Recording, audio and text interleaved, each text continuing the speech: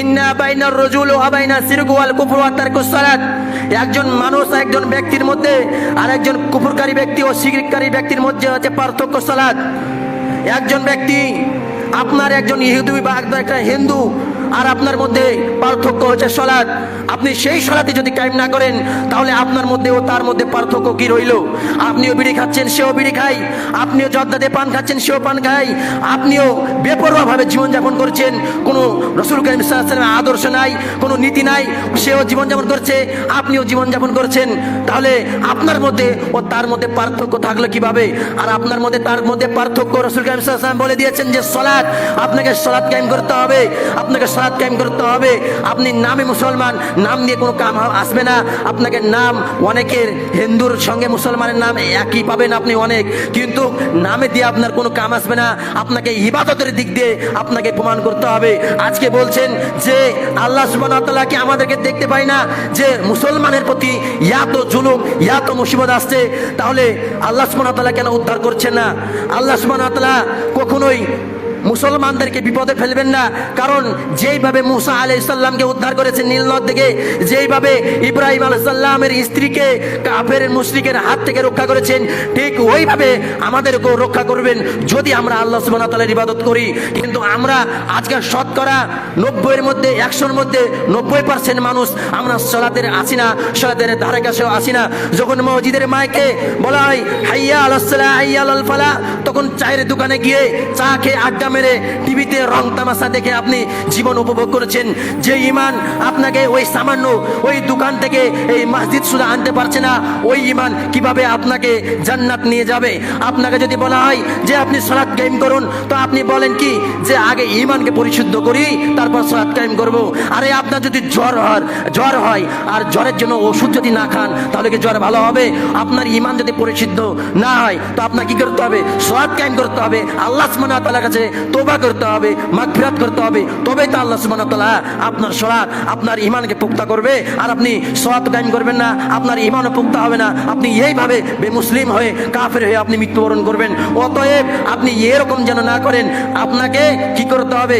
সালাত কায়েম করতেই হবে যে কোনো মূল্যে। কিয়ামতের মাঠে সর্বপ্রথম যে হিসাবটি নেওয়া হবে কি জানেন? যে আউয়ালু মা ইউহাসিবু বিহি আবদু ইয়াউমাল কিয়ামা আস-সালাত। কিয়ামতের মাঠে সর্বপ্রথম হিসাব নেওয়া হবে সালাত সম্পর্কে।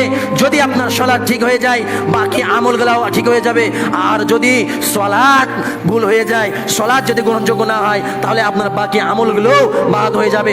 অতএব আপনাকে সালাত কায়েম করতেই হবে যে কোনো মূল্যে, যে কোনো ওয়াস্তে আপনাকে সালাত কায়েম করতেই হবে। সাহাবীগণেরা তিনারা বলতেন যে লা ইয়ারাউনা শাইয়ান মিন আমালিহি তারাকু কুফরা গায়রুস সালাত। সাহাবীগণরা মনে করতেন যে অন্য কোনো আমল ছেড়ে দিলে তারা কুফর মনে করতেন না। কিন্তু কোন ব্যক্তি যদি সালাত ত্যাগ করত তো সাহাবীগণরা মনে করতেন যে সেই ব্যক্তি কুফর করলো। কুফর করা মানে ইসলাম থেকে বেরিয়ে গেল। অর্থাৎ এইভাবে আমাদেরকে কি এরকম থেকে আমাদেরকে বেঁচে থাকতে হবে, আমাদেরকে সালাত কায়েম করতে হবে। কারণ সালাত প্রতিটি মানুষের জন্য ফরজ। দুনিয়ার যত কাজ আছে সব চাইতে আপনার হচ্ছে সালাত, আপনার সালাত হচ্ছে সর্বপ্রথম। অতএব আপনাকে সালাত কায়েম করতে হবে, সালাতে একগ্রতার সাথে সালাত কায়েম করতে হবে। আপনাকে সালাতের ওয়াক্তের হিফাজত করতে হবে।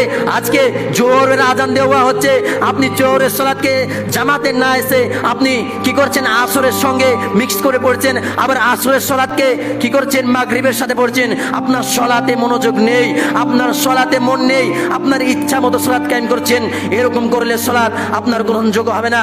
নবী করিম সাল্লাল্লাহু আলাইহি সাল্লামের জামানায় তিনারা যুদ্ধ চলাকালীন তিনারা কি করেছেন? একদল যুদ্ধর সামনে দাঁড়িয়েছেন আর একদল জামাত আদায় করে সালাত কায়েম করেছেন। এইভাবে সালাত আদায় করেছেন। তাহলে জামাতের এতটা গুরুত্বপূর্ণ ইবাদত। নবী করিম সাল্লাল্লাহু আলাইহি সাল্লাম মৃত্যুর শয্যায় সজ্জিত হওয়া অবস্থায় তিনি বাড়ি থেকে দুইজন সাহাবীর কাঁধে হাত দিয়ে তিনি বাড়ি থেকে এসে তিনি জামাতের সালাত কায়েম করেছেন। তাই সালাত জামাতের সালাত আদায় করার এতটা গুরুত্বপূর্ণ গুরুত্বপূর্ণ, কিন্তু আমরা জামাতের সালাত কায়েম করি না। আপনি আজকে দেখছেন মসজিদে এতই মুসল্লি এসেছে জুমার সালাত কায়েম করতে, কিন্তু আপনি দেখবেন আসরে আপনি 10টা মানুষ খুঁজে পাবেন না। এটা কি ইসলাম? এটা কি আপনি মুসলমান দাবি করছেন? এই মুসলমানকে আল্লাহ সুবহানাহু ওয়া তাআলা রক্ষা করবে? এই মুসলমানকে আল্লাহ সুবহানাহু ওয়া তাআলা ইহুদি খ্রিস্টানদের হাত থেকে রক্ষা করবে? কখনোই করবে না। আপনাকে কি করতে হবে? যেমন এইভাবে আপনি জুমার সালাত কায়েম করতে এসেছেন মসজিদে, ঠিক আসরেও যদি এইভাবে আসেন, নিশ্চিত নিশ্চিত আল্লাহ সুবহানাহু ওয়া তাআলা আপনাকে কি করবেন? আপনাকে ওই ইহুদি খ্রিস্টানদের হাত থেকে আপনাকে রক্ষা করবে। কিন্তু আমরা তো পারি না। কি বলছেন? ওয়ামা আসাবাকুম মিন মুসিবাতিন ফাবিমা কাসাবাত আইদিকুম, তোমাদের প্রতি যেই সব বালা মুসিবত আসছে এগুলি তোমাদের গুনাহের কারণ। তোমাদের প্রতি যেই সব বালা মুসিবত আসছে এগুলি তোমাদের গুনাহের কারণ।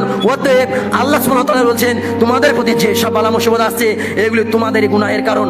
আমাদেরকে আমাদের গুনাহ থেকে বাঁচতে হবে, তবেই আল্লাহ সুবহানাহু ওয়া তাআলা আমাদেরকে কি করবে? জান্নাত দিবে। তবেই আল্লাহ সুবহানাহু ওয়া তাআলা ইহুদি খ্রিস্টানদের হাত থেকে রক্ষা করবে। আপনাকে